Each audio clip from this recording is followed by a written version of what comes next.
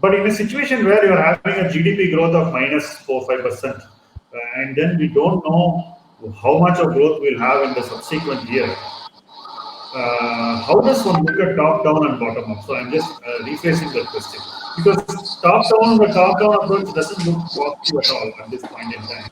And if you look at bottom up again, we don't know what can change the economic prospects of businesses when you have negative GDP growth because we have never seen it for a very long time. I think 1979 was the last time India had negative growth.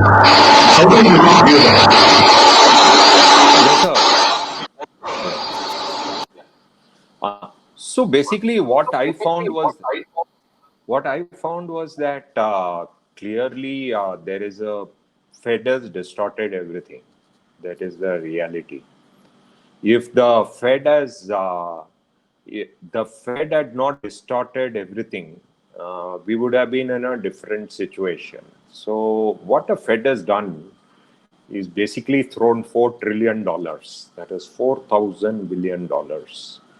If you throw $4,000 billion, even if your GDP is minus 20% for the first quarter, it basically ensures that the markets are up.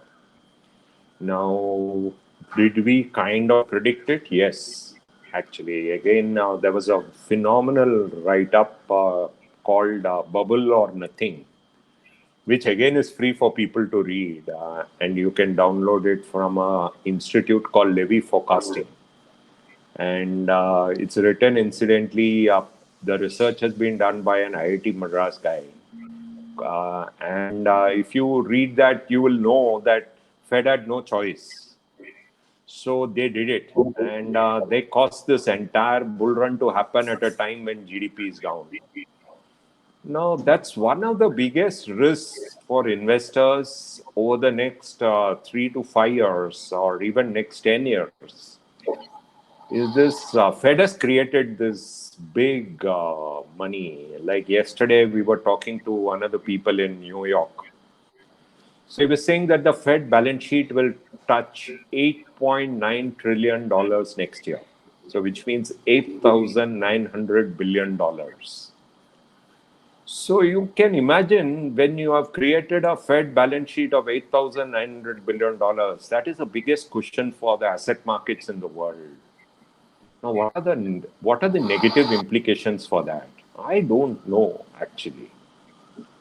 And when we are managing other people's money, and when you are advising other people's money, and when anyone in this group is managing their own money, I think we have to be acutely aware of this.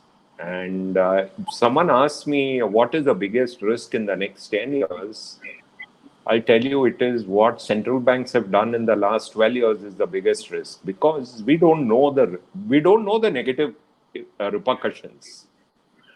Frankly, if I knew the negative repercussions, I would tell you, but I don't know the negative repercussions. But there is so much of money which has been thrown at the markets and that has prevented markets from falling that I do not know whether they can keep on continuing throwing. So they have won all the battles till now.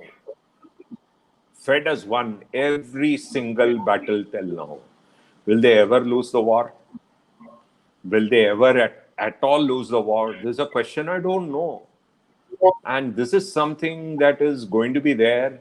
And while I can talk about it, I myself don't know. And this is something which is going to be in the back of my mind every day when I'm handling other people's money, whether Fed is going to lose the war. And at some point of time, someone is going to ask me this question: did you not know that Fed will lose the war? I'm going to tell them I didn't know, but maybe they'll lose the war 10 years from now after I'm retired. But the fact is that I don't know when they lose the war, but they're just throwing money, money, money, money, money. And if you're sitting in US, just imagine you made everything zero. And if you made everything zero, what do you do with your money? You just push them into equity markets. And that's what they have successfully done in US. Somehow in Japan, what has happened is you have pushed it to zero, but still the locals don't invest in equity markets.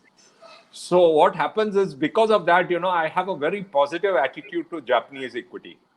Because even though they pushed interest rates to zero, I met every Japanese investor. I've asked them, why don't you invest in your local market? Why do you invest in India and all that? They don't have an answer, but they don't invest in their local markets. So somehow, no, the fact that in Japan, despite taking interest rates to zero, they don't invest in their home market gives me a lot of comfort for me. But in US, they've taken their interest rates to zero, and the locals invest in their market, or they do the companies themselves. They borrow and do buyback. So that's why I really worry, and that is the single biggest risk factor for equities over the next 10 years.